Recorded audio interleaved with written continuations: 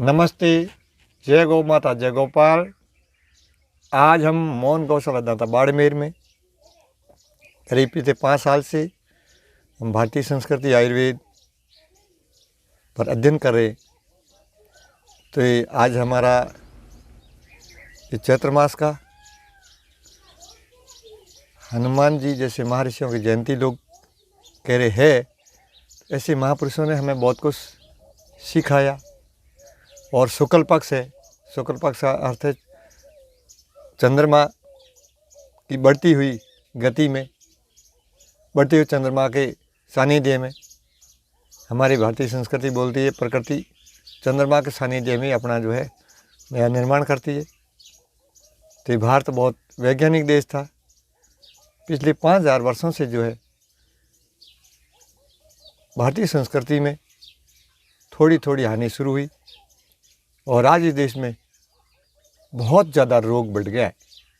और ऋषि मुनि योगी थे और आज सब भोगी है, क्योंकि हम ऋषि मुनियों की विज्ञान को, उन गहरी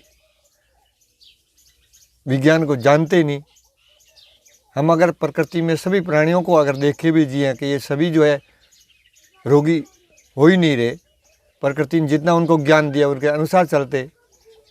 और इंसान जो प्रकृति में श्रेष्ठ प्राणी है, इंसान में बहुत ताकत कुदरत ने दी है, वो खुद इतना रोगी क्यों?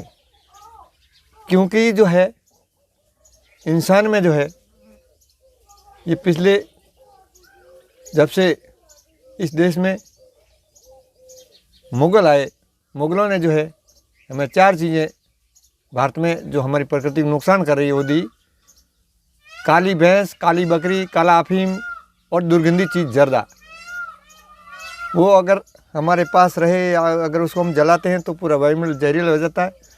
उसके बाद उनकी गलती से, उनका विवेक ना होने से उनके राज में जो है अंग्रेज़ों को यहाँ निमंत्रण दिया। उन्होंने बोला व्यापार करेंगे। क्या व्यापार करो, क्या दोगे, ये नहीं पूछा। एक कंपनी आई, उन्होंने व्यापार किया और व्यापार में जो है समझा कि भारत में बहुत अनंत वैभव है, उसको यहाँ से ले जाना।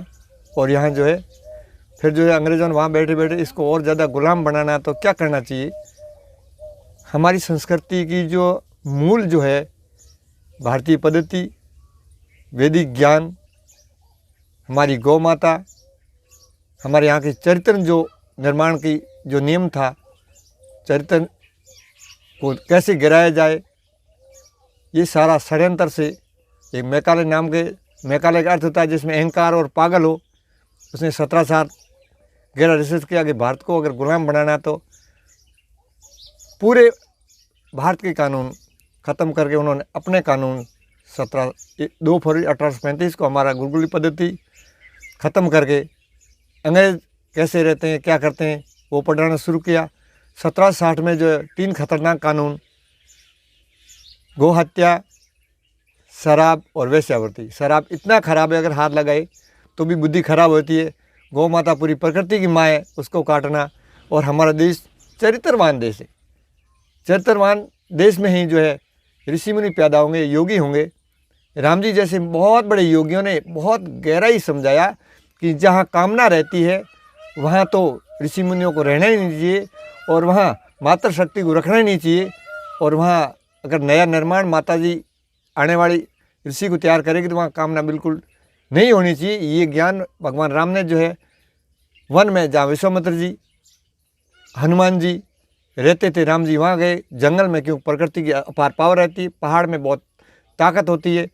और जब जंगलों में शेर रहता है, क्योंकि शेर का काम होता है बकरी जहाँ भी अगर उसको खुशबू आ जाएगी, बकरी को नज़दीक में ही नहीं रहने देगा, क्योंकि अगर उसकी खुशबू खुशबू नहीं, उसकी दुर्गंध अगर इंसान के नाक में चली जाएगी तो कामना जो है बढ़ जाएगी, और कामना बढ़ेगी तो भोगी हो जाएगा।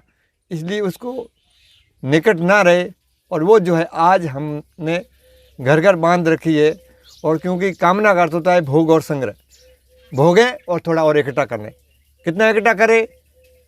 मेरी 3री पीढ़ी, 4थी पीढ़ी, 5वीं पीढ़ी, मतलब इतना भ्रष्टाचार कर रहा है, इतना भ्रष्टाचार कर रहा है प्रकृति में। और जितने प्राणी हैं उनके घर में कोई अनाज पानी नहीं है, सुबह सुबह अपना आकाश में उड़े या चले, जहाँ मिला खा लिया, उसके बाद में परमात्मा को धन्यवाद देते हैं, कल परमात्मा और व्यवस्था करेगा।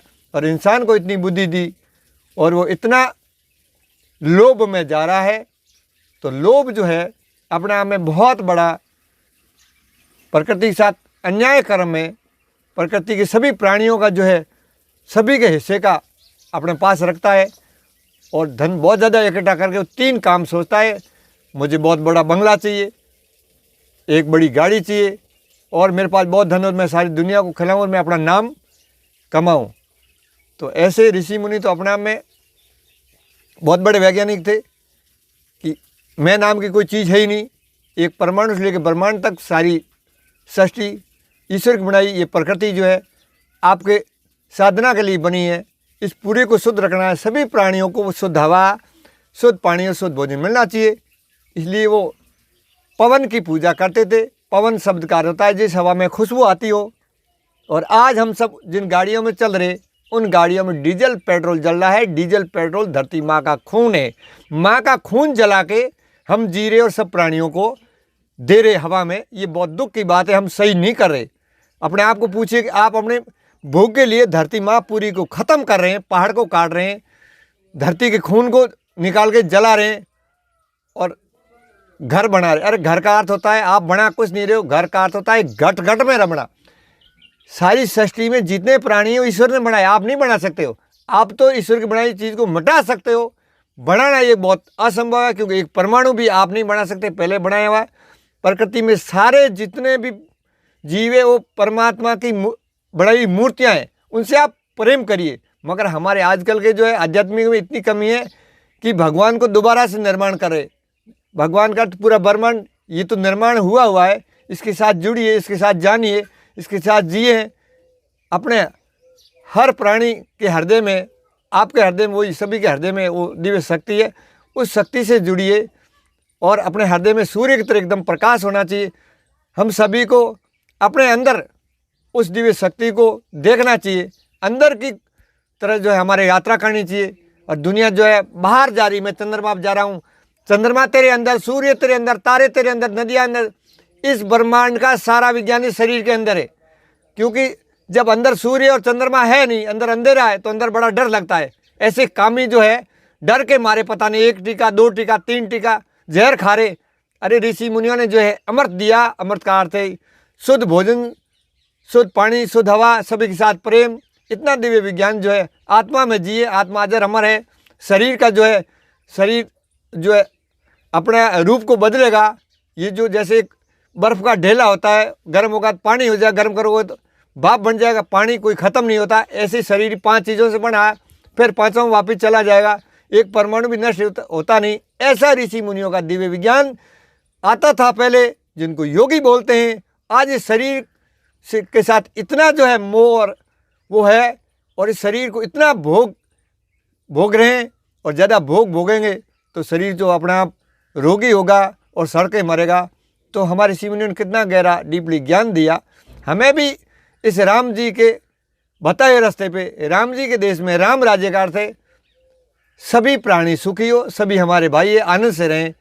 तो आज इंसान को आनंद क्यों नहीं है? कि राम जी ने जो 7 सीढ़ियाँ बनाई थी, अन्न में, प्राण में, मन में, विज्ञान में, सत में, चित्त में, आनंद में, ऐसे हमारे जो 7 वार है, इस वार का अर्थ है अपने अंदर बैठे रावण को आप खत्म करिए। सबसे पहला रविवार यानी 5 अन्न, फिर सोमवार यानी 5 प्राण, चंद्रमा, सूर्य और चंद्रमा दोनों के बिना धरती फलित नहीं होगी। तो हमारी मातृ शक्ति को सूर्य और चंद्रमा दोनों के सानिध्य में जो है निर्माण हो, तो एकदम महान ब्रह्मांड की तरह शक्तिशाली शेर पैदा होंगे। तो ऋषियों के विज्ञान पे हमें बहुत गहरा जाना पड़ेगा। और महिला को जब तक हम नहीं समझेंगे, जब तक दिव्य विज्ञान के साथ नहीं जिएंगे, तो ऋषि पैदा नहीं हो सकते। और ऋषि नहीं पैदा होंगे तो राजा को कौन बचाएगा, राजा की नियुक्ति कौन करेगा? आज तो जो है 4 पीढ़ी होगी, पीढ़ी दर पीढ़ी जो है राजा जी बना रहे। सबसे पहले जब देश आज़ाद के नाम से भी आधी रात को जो अंग्रेज जैसे करे, उन्हीं को जो है गद्दी पे बैठा दिया। अब 4थी पीढ़ी तक तो वो राजा का बेटा राजा बन रहा है और कह रहे अब वंशवाद नहीं है। मगर ऋषि मुनि राजा का बेटा राजा नहीं बनाते थे। उस राज्य में सबसे ज़्यादा तपस्या करने वाला कौन है? सूर्य की तरह तपस्या करने वाला। जैसे सूर्य उगता है तो पूरे ब्रह्मांड को प्रकाश शक्ति देता है, ऐसा तपस्या करने वाला राजा होगा। तो राजा को देख के प्रजा चलेगी, यथा राजा तथा प्रजा। प्रजा अमीर थी, राजा बोलता है राजा के पास कुछ धन की आवश्यकता नहीं, उसको तो घूमना है और प्रजा को देखना है। भिखारी राजा और अमीर प्रजा होनी चाहिए। अब हो रहा है राजा अमीर और प्रजा भिखारी, बहुत उल्टा हो रहा है, सही नहीं हो रहा है। इसलिए भारत को पहचानिए, भारत को जानिए। योगियों का देश था, योगी बनाइए और भोगी और कामियों को हटाइए। जय गौ माता, जय गोपाल। धन्यवाद। वंदे मातरम।